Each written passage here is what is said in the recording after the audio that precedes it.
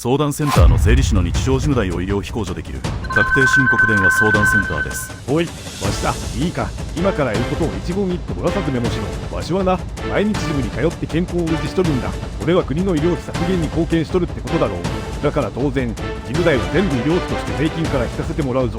ああ、領収書は1年分、山ほどあるからな。スポーツジムの会費は原則として医療費控除の対象外です。お前、新人か？勉強不足だな。隣の仲間が言ってたぞ。病気にならないためにジムに行けば、それは治療と同じだってな。わしは75歳だぞ。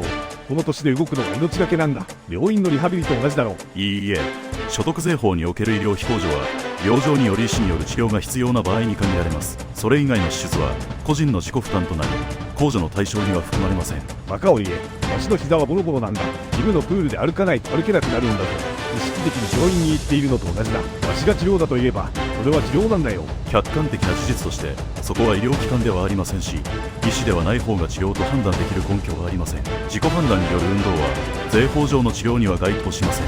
お前、わしを誰だと思ってるんだ。この地域で長く商売をやってきた人間だぞ。少しは柔軟に考えたらどうだ。領収書にはちゃんと健康維持のためってわしが書き加えてやったんだ。これで文句ないだろう。領収書への過失は商標の改ざんにあたります。認められません。原則として医療費控除は医師の指示に基づき直接治療に必要な費用のみを指します。お伺いした事務会費はこれに該当しません。なんだと、わしがこれだけ理屈を並べてやってるのに、お前はダメ。の一点張りか、融通の機関公務員め、上の社を出世。どなたにお代わりしても法律が変わるわけではありません。もういい。ここで電話は切れました。スポーツ事務代を医療費控除に入れろとのご了承。まあ無理ですよね。ですが実は道はあったのです。スポーツ事務代が医療費控除できるというお得制度です。OKすぎてたどり着けなかった幻ルートをご紹介します。解説。実は事務代で減税できる裏ルートがある。1、実は控除できる場合もある。さっきのやり取りでは無理と言われましたが、実は特定の条件を満たせば事務の会費を医療費控除として申告することが可能です。これは単なる運動を治療の一環へと格上げする手続きを踏んでいるかどうかが分かれ目になります。2、4つの条件。これを認めてもらうには個人の判断ではなく以下の国が定めたステップを全てクリアしていなければなりません。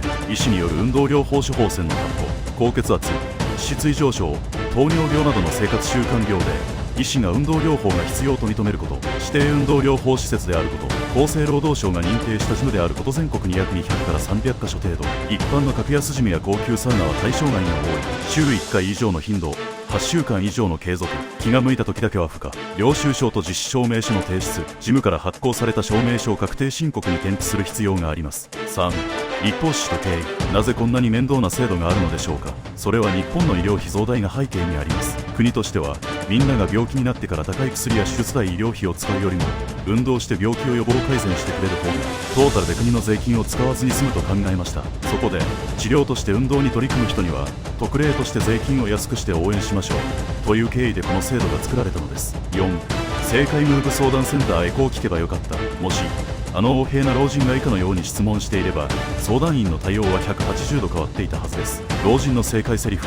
医師からの指示でスポーツジムに通っています。対象医療費控除の対象にするために必要な書類と要件を教えてください。こう聞けば相談員は承知いたしました。必要な書類は医師が発行する運動療法処方箋と施設発行の実施証明書です。また要件はそのジムが指定運動療法施設であることですとスムーズに案内してくれたでしょう。5、まとめ。今回の事例では相談をした老人は控除のチャンスを逃しました。相談員も意地悪をしたわけではないのですが、正しくない内容でこれでいいよなと言われたらいいえと答えざるを得ません。うろ覚えでご利用ししてもいいことは何もありません。相談員も間違いや嘘を言うわけにはいかないので必要最低限の回答しかしなくなります。結果欲しい情報は得られず節税もできなくなるのです。ちなみに対象になる施設は温泉も3カ所あります。うまく使えば温泉代を医療費控除できるということですね。いかがでしたか。